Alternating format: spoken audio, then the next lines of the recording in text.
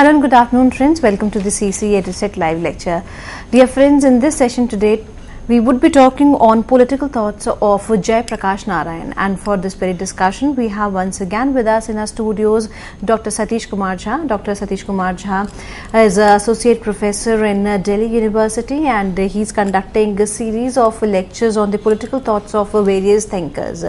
All the lectures delivered by him in this particular series are there for you on the YouTube, so please keep watching them and keep giving your feedback.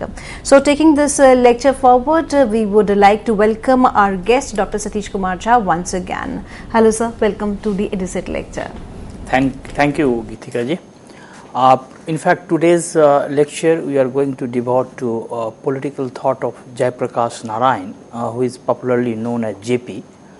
And he is considered as one of the leading voice of Indian socialist movement.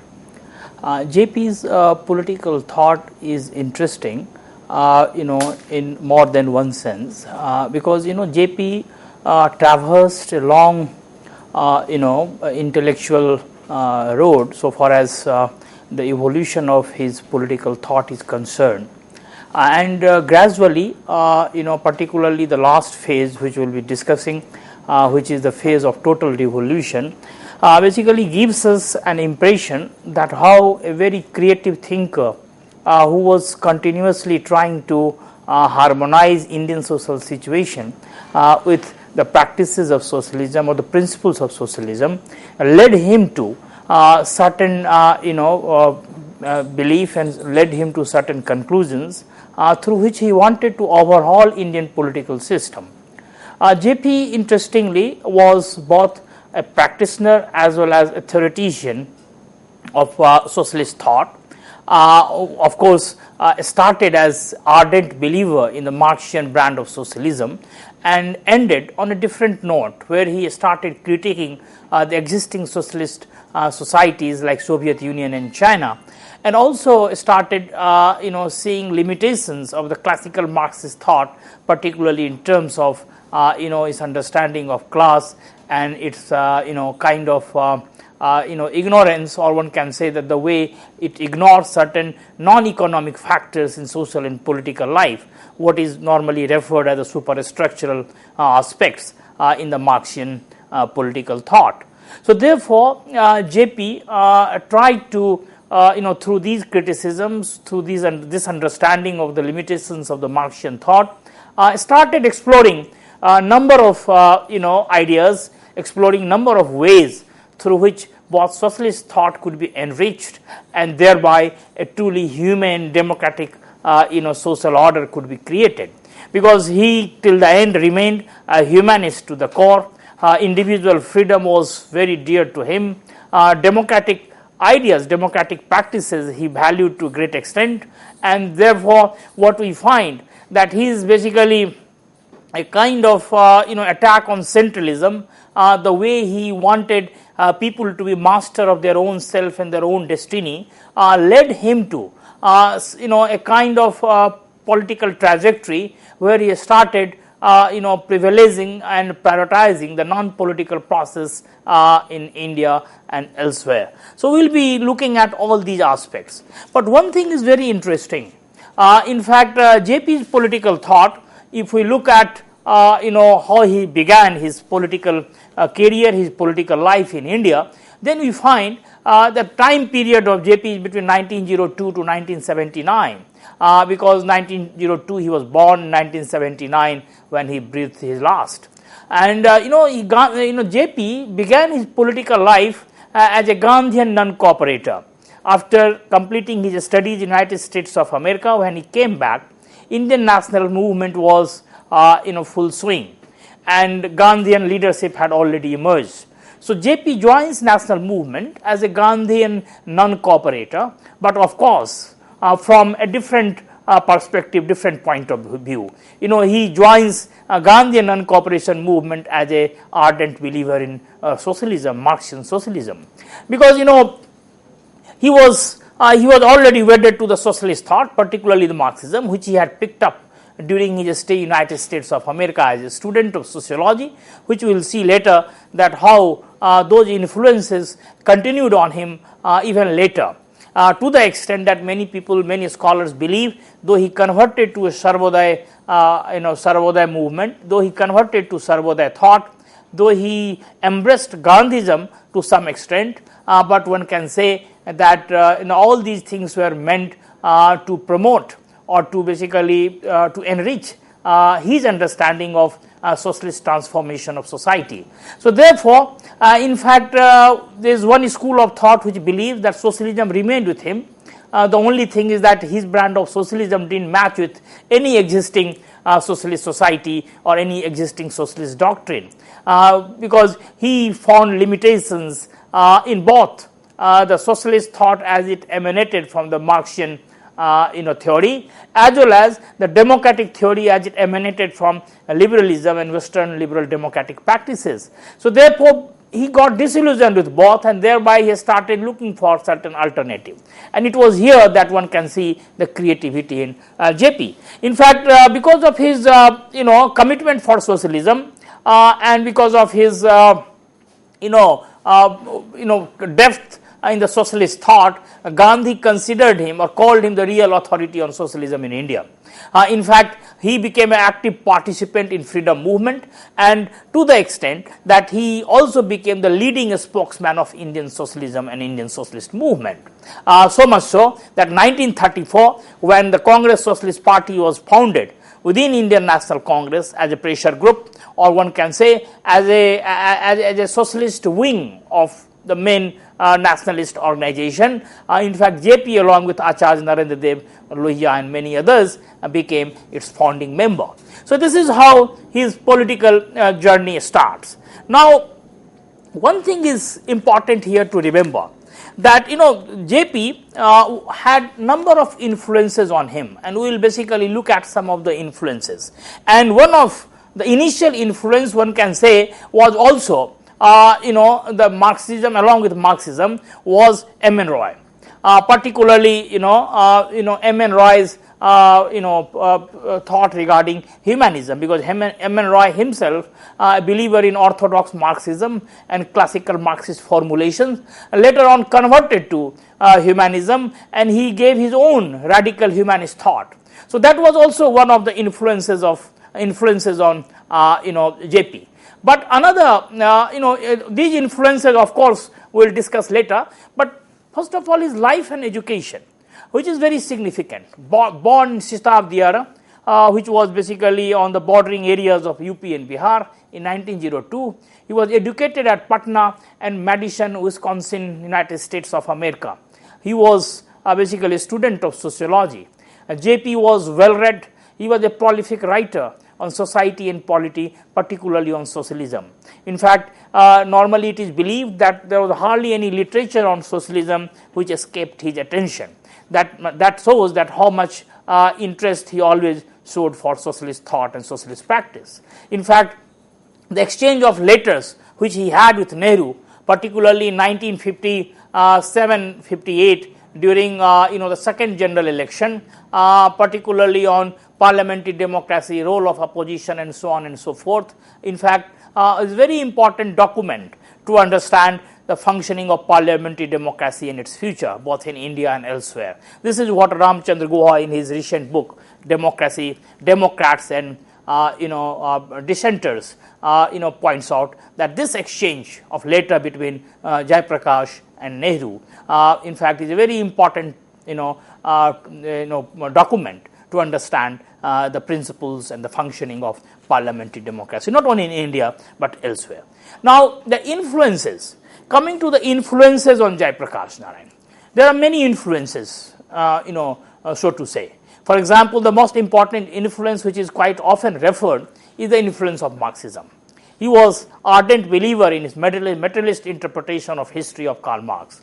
He also believed in his class analysis. Of course, as we will see later, particularly in terms of the evolution of his political thought, that he abandoned some of the principles which were being practiced in Soviet Union and elsewhere in name of Marxism, because his reading of Marxism was different. He always believed that violence was not integral to Marxist doctrine of socialism, but the way Soviet Union was basically interpreting it or practicing it, he showed a lot of reservations on that, and this is why he got disillusioned with the communist practices and the communist thought, and this is how he went for a quest for a new alternative. Now, another influence, as I was mentioning, was M. N. Roy in his humanism. M. N. Roy himself, a believer in orthodox Marxism and classical Marxism, later on converted to humanism and gave his own political thought called radical humanism. So, therefore, M. N. Roy's influence was quite significant, particularly his M. N. Roy's initial writing, India in Transition, had a lasting influence on Jayaprakash Narayan so far as his evolution of his socialist thought is concerned. Now, the next important influence and which remained with him till the end was Gandhi and Gandhism, particularly Gandhi's doctrine of non-violence, his understanding of village swaraj, his decentralized social and political order, and the way Gandhi found limitations with institutional politics, parliamentary politics, and Western brand of democracy that perhaps influenced JP toward the end of his intellectual and political life. So much so that when he converted to this Sarvodaya thinker, when he became ardent believer in non-party political process, when he started thinking in terms of communitarian polity, when he started thinking in terms of communitarian socialism, one can see that how he was trying to harmonize the political ideas of Gandhi as well as the socialism which he had picked up early in his career. In fact, there are a lot of scholars like Dennis Dalton who has highlighted that the impact of Aurobindo on Jayaprakash's political thought cannot be underestimated. Particularly Aurobindo, a militant nationalist leader of Indian freedom movement, who later on took to spiritualism and started trying to reflect on the spiritual heritage of India, and thereby when he talked of self-governing village community, scholars like Dalton believes that it influenced someone like JP considerably, and so therefore when JP's political thought itself got transformed, and when he started looking for alternative and found it in a self-governing village community of ancient time in India, the kind of community life which existed here, and that is the kind of non-adversarial, consensual social and political order which was perhaps basically valued by the Indian tradition in the past, and the way Aurobindo and others had talked of it, even Vivekananda to some extent had talked of it. So, in fact, that one can say that also influenced Jayaprakash's political thought, particularly in the later phase, that is the Sarvodaya phase, which we will basically discuss later, when he abandoned active party politics, when he joined Bhudan movement, when he became a co-traveler with Vinoba Bhave, who was already in this Bhudan movement, and thereby wanted to devote his whole life, Jivan Dan, for the upliftment of the society, upliftment of downtrodden, and so on and so forth. So, this was another influence, that was Aurobindo. But apart from that, one can also notice the impact and influence of traditional communitarian thought of India, particularly the organic society, the way he theorized the organic nature of society.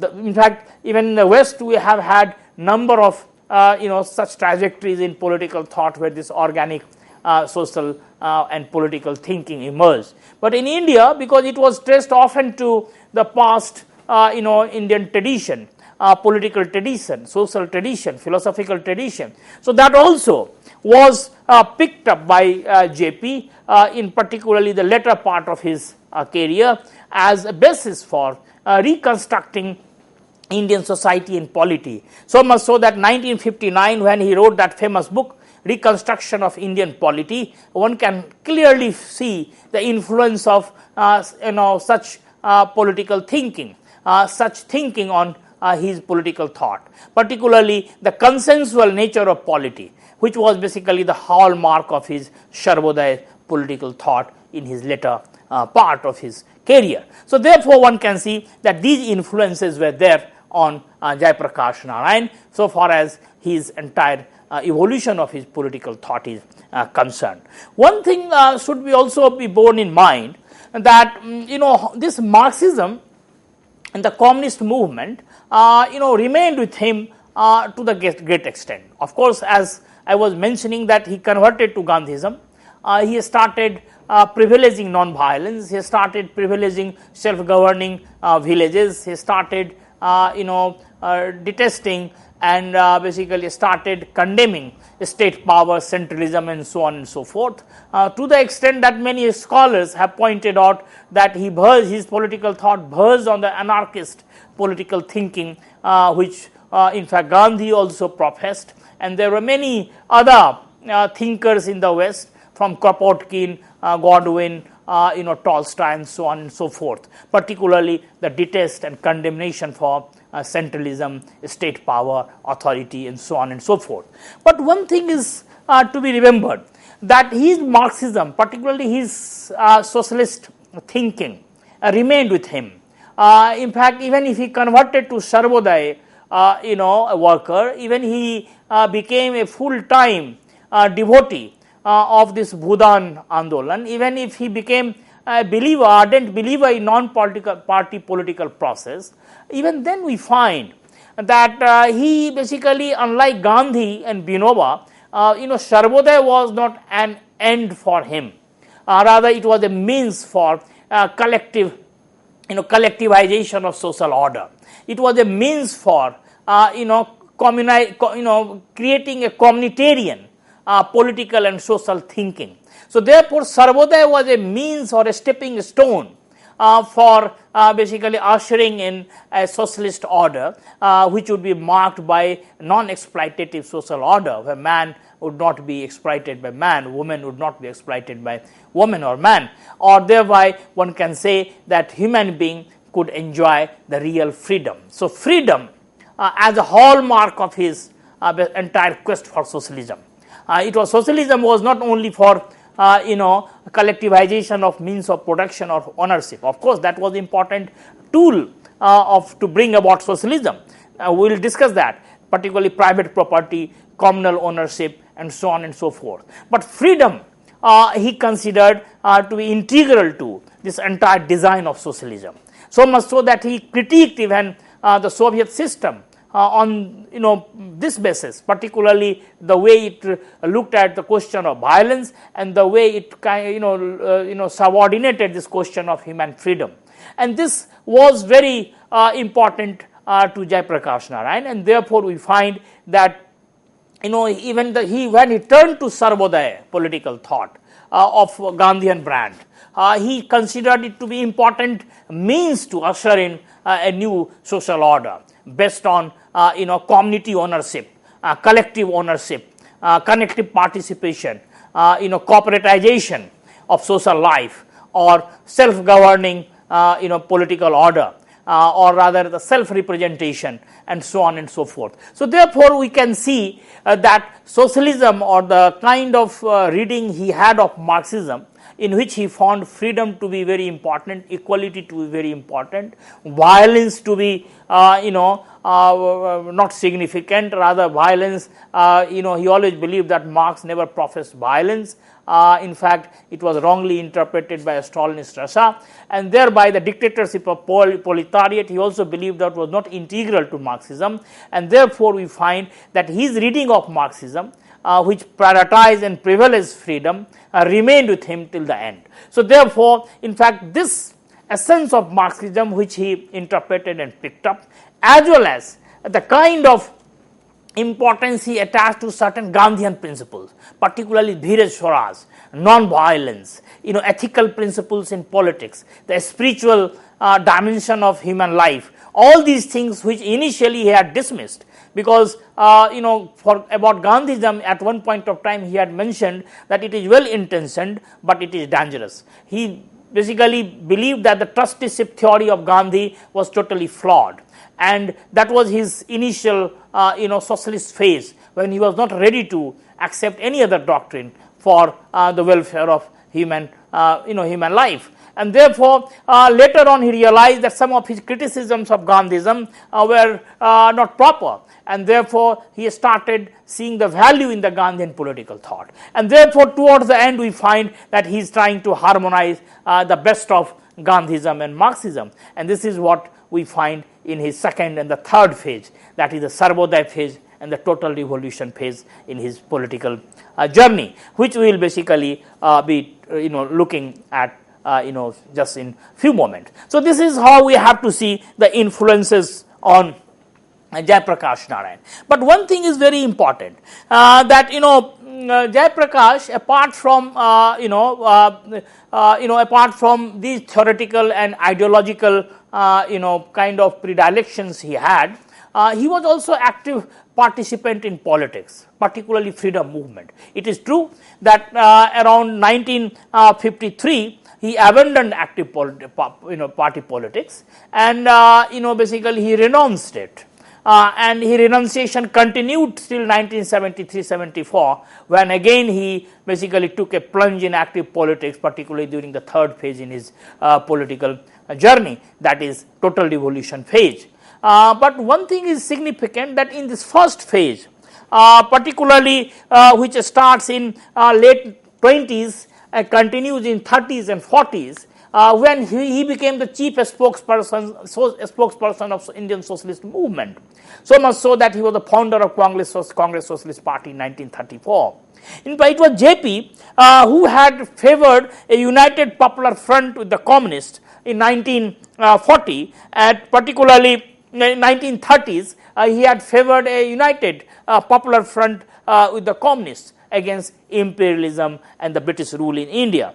But the same Jayaprakash in 1940, in Ramgarh Congress, denounced Popular Front, and then after we find that Jayaprakash became a great critique of Indian Communist Party and the Indian Communist movement, and therefore he never got back to that concept of united Popular Front. But still, as a socialist thought, he's as a socialist activist, as a socialist leader, Jayaprakash's role in 1942 Quit India movement is very significant, and he is still remembered as the hero of 1942 Quit India movement, when he basically escaped from Hazaribagh Central Prison and organized a underground struggle against British rule. Of course, later on he was arrested, and he was released only in 1946, a time when Gandhi, it is believed, that also proposed his name for the Congress presidency, but it was turned down by the Congress Working Committee, which was at that time dominated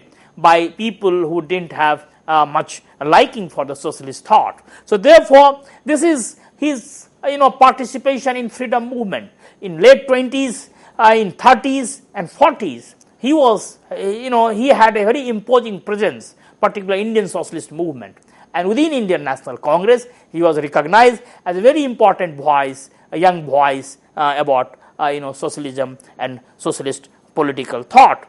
Now, of course, JP was also opposed to cabinet mission plan, and in fact, when on basis of cabinet mission plan the Constituent Assembly was being convened, a constitution was going to be drafted, JP showed a strong reservation on these proposals. He in fact argued for a mass revolution against imperialism and colonialism. He didn't believe in this type of reformist or incremental changes or institutional changes initiated by the Britishers and accepted by Indians.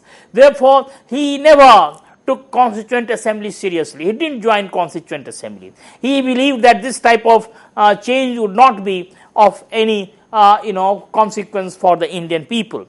In fact, one can say that after 1946 and particularly after till 1952, one can say the first general election where he actively participated. His Socialist Party, because after independence he helped the erstwhile members of the Congress Socialist Party to regroup and reunite and found that Socialist Party of India, which was founded.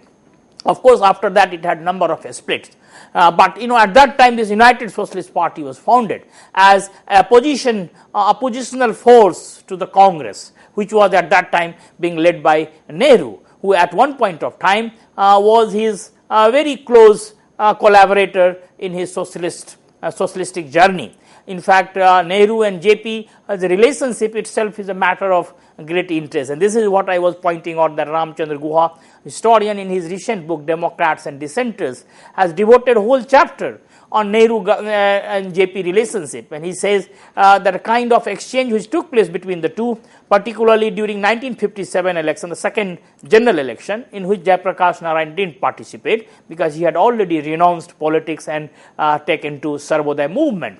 But nonetheless, the kind of ideas which JP broached to Nehru, particularly on the role of opposition in a parliamentary democracy, and the way he believed that a party like Congress, which was headed by Nehru, who believed in socialism, should have promoted and encouraged oppositional leaders, oppositional forces and oppositional space, and thereby strengthening, he could have strengthened democracy. And he thought that that was not being done, and thereby the democratic polity and the future of parliamentary democracy in India was being undermined. So therefore, one can see that, even if he renounced politics in 1950 to 53, particularly 53, when he joined Sarvodaya movement, even then he didn't abandon his active interest in politics, or one can say the future of Indian democracy, to the extent that Nehru also took umbrage of the fact that a person who had renounced politics, why he was coming with such ideas, why he was still indulging in politics, half-baked renunciation. But Jayaprakash Narayan believed that, of course, he had renounced politics, but as a citizen it was his bounden duty to highlight the deformities in Indian polity and Indian democracy. So this is how this Nehru-JP relationship went on and on, particularly till the end. Because Jayaprakash Narayan believed that JP's entire, Nehru's entire commitment to socialism was not complete. Rather, it was basically partial and half-baked. And Nehru believed that, Jayaprakash had a very, fantastic or romantic idea about things, but in actual practice, how socialism can be brought about, he didn't have much experience. And the way Nehru was trying to tide over a number of crises, the way Nehru was managing number of contradictions and thereby pushing the socialist agenda, was some sort of achievement in Indian situation. So there were basically divergence of perception, but nonetheless they shared mutual respect for each other. They basically admired each other's vision and each other thought. So this is what we find that happening so far as the political journey of Jayaprakash Narayan is concerned, so far as socialism is related to. But after Gandhi's death, there is a profound transformation in Jayaprakash's political thought, and this transformation led him to the next two phases, that is the Sarvodaya phase and the total revolution phase in his political thought, which basically lasted for long, continued with him, and thereby this is important to remember that the last two phases, the Sarvodaya phase and the total revolution phase, are quite significant in his political thought, which we will be discussing subsequently.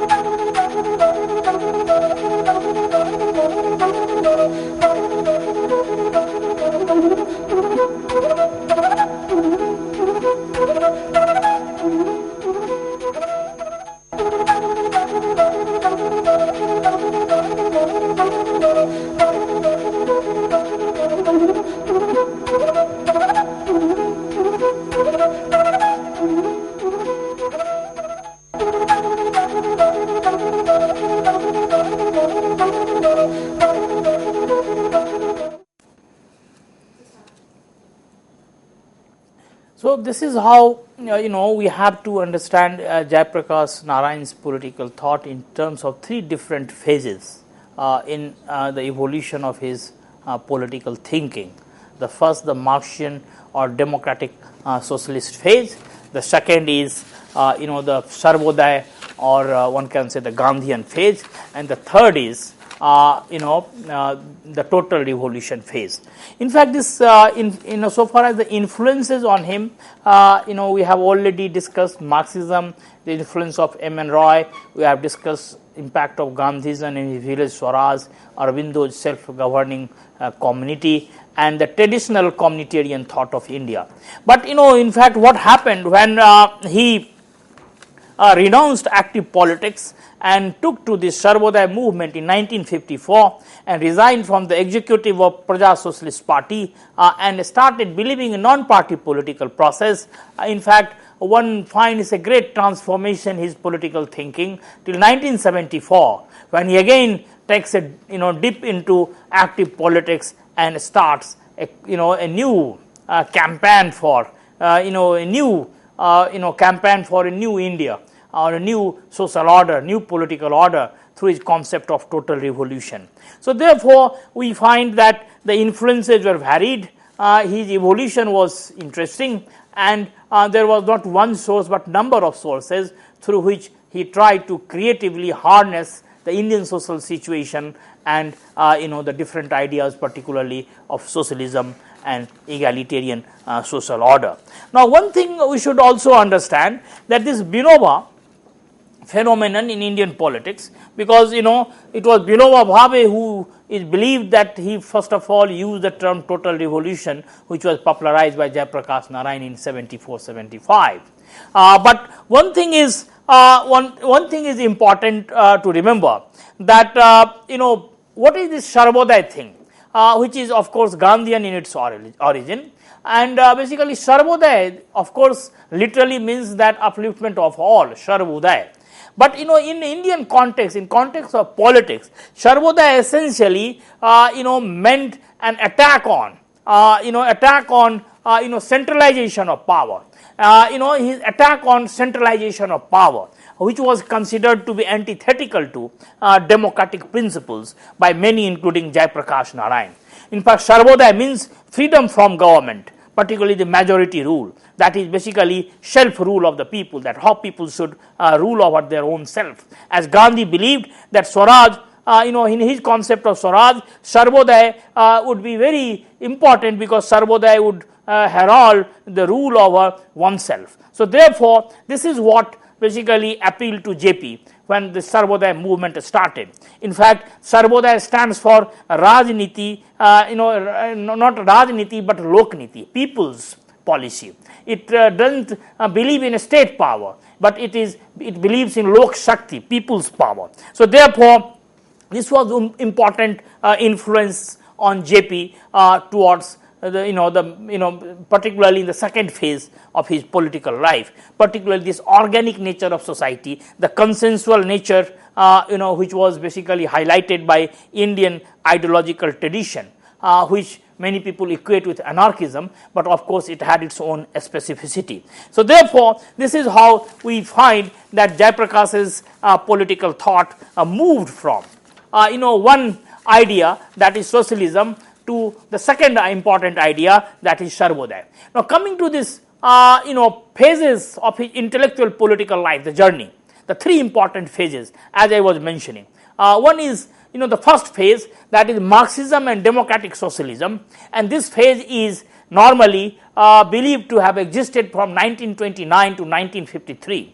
1929 is a period when Indian politics was entering a very interesting phase during the colonial period. In fact, the Lahore Congress, Karachi Congress, and so on and so forth. Two memorable Congress sessions, one for basically giving this concept of Purna Swaraj, complete independence, another for giving meaning to this Swaraj, that is Karachi Congress, particularly fundamental rights. Of course, JP was a critique of Karachi resolution also, because his vision of fundamental rights were much more broader than perhaps he thought that Karachi resolution talked of. The second phase is the Gandhism and the Sarvodaya phase, that is 1954 to 1973. This is the time when he renounces active politics. This is the time when he joins Vinoba Bhave and his Bhudan Andolan. This is the time when he basically starts thinking about decentralized political order, because it is in this phase that famous book which he authored, Reconstruction of Indian Plea for Reconstruction of Indian Polity. This is 1959, and thereby he tried to give his ideas and thought on decentralized polity in India. But later on, one can say that when this 73rd and 74th amendment to Indian Constitution were brought in 90s, it was to some extent one can say that JP's ideas of 1959 got translated of a very decentralized and self-governing institutions and political order in India. So therefore, this is 54 to 73, Gandhism and the Sarvodaya phase. And finally, the third important phase is the phase of total revolution. This was the last phase. Of course, that was also a phase where JP tried to harmonize number of ideas which he had learnt and basically experienced and picked up in his intellectual journey, and also became disillusioned, because the ultimate culmination of this total revolution initiative or the total revolution phase was the formation of a Janata Party government in 1977. But the failure which it saw, the the way it became unsuccessful, that was also a kind of disillusionment, and one can say the dissatisfaction which plagued JP towards the end of his life. So this is the third phase. But to begin with the first phase, that is the Marxism and democratic socialist phase. This is very significant. 1929 to 1954, 53. This is a significant phase in his political life. He comes back from United States of America, where he had gone to study sociology, where he basically befriended many socialist-leaning intellectuals and activists from Eastern Europe and North America, and there he picked up also his ideas, or basically his interest in Marxism. He became an ardent believer in materialist interpretation of history, particularly the way it gave importance to the economic factors, particularly the class analysis and so on and so forth. But as I was telling you that even if he believed in materialist interpretation of history, even if he was committed to Marxian principles, but from the very beginning he didn't believe that violence was integral to Marxist doctrine, or the dictatorship proletariat was indispensable for any socialist transformation.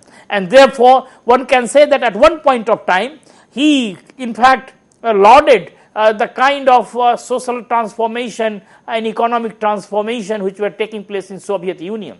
At one stage, he even declared Stalin to be the leader of international socialist movement. But later on, he thought that the way Soviet socialist experiment was being done was basically inimical to human values, inimical to democratic values, and he started critiquing the existing socialist societies, particularly Soviet Union and later on China, particularly because of their imperialist ambition, because of their authoritarian tendencies, because of their kind of approach towards democracy. And therefore, we can see that he was a believer in Marxism, but even in that phase, he was not blind to its omissions. He was not blind to its deformities, and he subjected it to rigorous criticism. It is true that he believed that the method to bring socialism cannot be through reformist channel. It cannot be, reformist politics cannot bring socialism. Reformist means the kind of politics which is done through institutional channels, which basically in name of socialism some of the democratic socialists practice in Europe and so on and so forth. So he believed that any radical transformation has to be radical to its core. It has to be structural, and therefore one can say that in a true Marxian sense he was a socialist in this phase. But it is also true that gradually, even in this phase, this is 29 to 54, that he started seeing the importance of Indian spiritual tradition, and he believed that the concerns of Indian spiritual tradition, so far as this human freedom, humanism, and primacy of human life is concerned, and the main concerns of socialism are not antithetical, and he believed that India could basically harness a new harness a new brand of socialism. It could give a new life to socialist idea. It can offer some creative thought to the world socialist movement, because there are certain concerns which are basically subjective concerns of Indian people, Indian society, and those concerns are spiritual, those concerns are human, and those concerns are also democratic, and therefore it can instill a new life to the socialist ideas of equality, justice and freedom. So therefore he wanted to harmonize the two things, and it is here that we find that his creativity lies, because even today it is argued that the communist movement started showing its limitation gradually. The socialist thought didn't break the ground, largely on account of the fact that they didn't look at the Indian situation in its fullness. They didn't realize that only the economic factors are not decisive factors in human life in India or even elsewhere. So therefore this even if he believed in materialist interpretation of history, but at the same time he believed that the non-economic factors are equally important, and those non-economic factors were often ignored in the Marxian practice, particularly in Soviet Union and many other societies which tried to basically practice a Marxian brand of socialism. So therefore this non-ignorance, or one can neglect of non-economic factors, was one important issue on which JP thought that Marxism required a major modification, or Marxism required a major rectification. And it is here that we find that this rectification he wanted to do by bringing it closer to Indian spiritual tradition, and it is here perhaps Gandhi, or in fact one can say the Aurobindo, or many other Indian political thinkers and their take on Indian society, Indian polity, Indian spiritualism came handy for him, where he believed that their ideas about the village community, their idea about communitarian life, their idea about the consensual social dimension of human society, all these things could be harnessed, and it is something which perhaps the ancient Indian spiritual tradition had also highlighted. So this is how we find that even in this phase, when he believed in in materialist interpretation of history, but still he was quite vigilant about, or one can say conscious about, the limitations of purely economic determinism.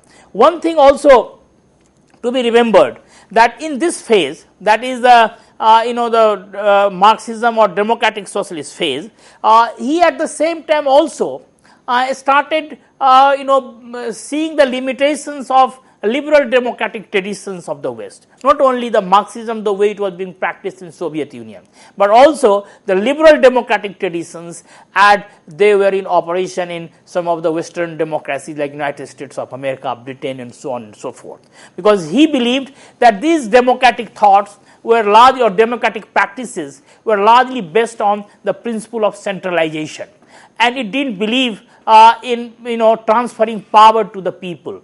They basically believed in the rule of the handful of elites, and therefore he believed that this type of democratic order, which was being eulogized in the liberal world and the liberal thought, was totally fallacious, because democracy essentially stands for a decentralized polity. Democracy essentially stands for power to the people, that is Lok Shakti, Lok Niti, and this liberal democratic tradition is basically totally opposed to this principle. And it is here that we find that he believed that the corporatization of politics, the primacy of science and technology, and thereby creation of an oligarchic elites who rule in these systems are equally flawed and fallacious, the way you have what is happening in name of dictatorship of proletariat in Soviet Union and elsewhere. So therefore he found limitations in both, particularly the liberal democratic tradition and the socialist tradition, particularly drawing on the Marxian principle in Soviet Union and elsewhere. And therefore we find that in this phase, on the one hand, he is committed to socialism, he is committed to democratic socialism, but at the same time he is also finding limitations in both, and it is perhaps preparing a ground for him for a new quest or a new churning or a new search for alternative. And it is here that we find that this gradual disillusionment with Soviet communism and Western liberal democratic theories basically gave him a launching pad or entry point for his second phase, that is basically the phase of Sarvodaya, or that is the phase of the Gandhism, Gandhian, or one can say the Sarvodaya phase in his political life. Now what we find that particularly in his socialist, or one can say that the first phase, that is the socialist or democratic socialist phase, there are 2-3 important writings which can be made as a basis for interpreting his ideas. One is Why Socialism, which is one of his earliest writing, and the second is of course the 1940 the Ramgarh Congress draft resolution, and the third is 1946 My Picture of Socialism. These 3 writings give us enough indications that what kind of socialist social order he wanted, what kind of democratic socialism he basically preached and propagated. One thing is very clear, that like all other socialists, he was also opposed to private ownership. The property has been important issue in the entire socialist thought, because as it is well known that famous Western thinker Proudhon once said property is theft. Basically this kind of take on property has been integral to all socialist thinkers. So JP was no different. He basically was a great critique of private ownership. He believed in this phase, the initial phase, when he had not turned completely against state and state ownership of means of production, which happened later in his life. In this first phase, he wanted collectivization of means of production. He wanted a state to be controlling all means of production, the way the Fabian and other brand of socialist thought talks of. And therefore, in fact, what we find that in this phase of Marxism or democratic socialism, JP's thought, of course, is trying to privilege freedom, trying to privilege decentralization, but nonetheless, more or less moves on the same track which normally the socialist thought moves. But in the second phase, that is the Sarvodaya phase, of course, in the first phase, he also talks of cooperative farming. He also talks of this cooperative movement or corporatization of village life. He also talks of the transfer of all the means of production to producers. So therefore, we can say that lot of ideas which are normally common in socialist thought are available in JP also. But in the second phase, that is the Gandhian and the Sarvodaya phase, the disillusionment which I was mentioning earlier prepared the ground for the launch of this phase in his political thinking. Now this was a new churning in him. This was a decentralized polity. Decentralized polity in the sense that the centralization he believed was antithetical to democratic ideas and democratic principles. He believed in Gram Swaraj in the same way, the way Gandhi perhaps talked of in as in a utopian vision of that Ramraj, that how the village Swaraj or village autonomy or the village based polity could be the future of humanity. The reconstruction of Indian polity, the plea for the reconstruction of Indian polity, that book 1959, in fact he put some of these ideas together about the future of the Indian polity, that how it can be reconstructed. Now, Binoba Bhave and Bhudan Andolan he joins, because it was Andolan for the for gifting land, Bhudan, and he basically gave his entire Jivan Dan. He devoted his life to this cause. In this phase, he also actively participated in that famous famine in Bihar for rehabilitation of people. Of course, as a non-partisan political figure, he was active in politics in this period. Now, he believed in non-partisan politics, he believed in non-adversarial political system, he believed in the consensual and communitarian social order. Now, this is one thing which is significant here to remember, that this was later, this also happened in M.N. Roy when he got disillusioned with Marxism, particularly his radical humanist phase, non-party political process. This happened in Jayaprakash Narayan, this was there in Gandhi, and this has been coming up again and again in Indian politics and Indian thought, even later, that how non-party political process could be the future of humanity, because party politics, institutional politics, parliamentary politics, they are based on adversarial principle, that is based on competition, it is based on self-interest, it is based on power, quest for power, and therefore the main concerns of human beings are ignored, the main concerns of human beings are sidelined, and therefore if really the human freedom is to be achieved, if really humans a spiritual mission in its life is to be regained, then perhaps a new order has to be thought of, and that order has to be based on the principle of consensus, that has to be based on the principle of non-adversarial politics, that has to be based on non-partisan political process. And this is how perhaps this plea for the reconstruction of Indian polity JP put forth, and therefore the kind of three-tier order, decentralized order, at the panchayat level, at the village level, at the block level, and then at the regional level. This three-tiered order which he prescribed and proposed for based on non-party political process, on basis of villages as community, commune, or one can say the villages as a network of communities.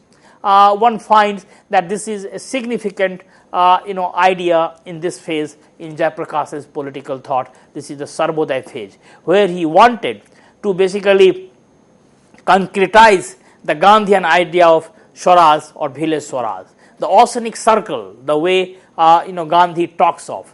Basically, he wanted to concretize it, and he wanted to give a new life, a new meaning to this idea in post-Gandhian phase when Gandhi was not around. So, this is what we find in his second phase. The third phase, that is the phase of total revolution, is equally important, and this happens particularly in 70s. 2-3 important developments were taking place.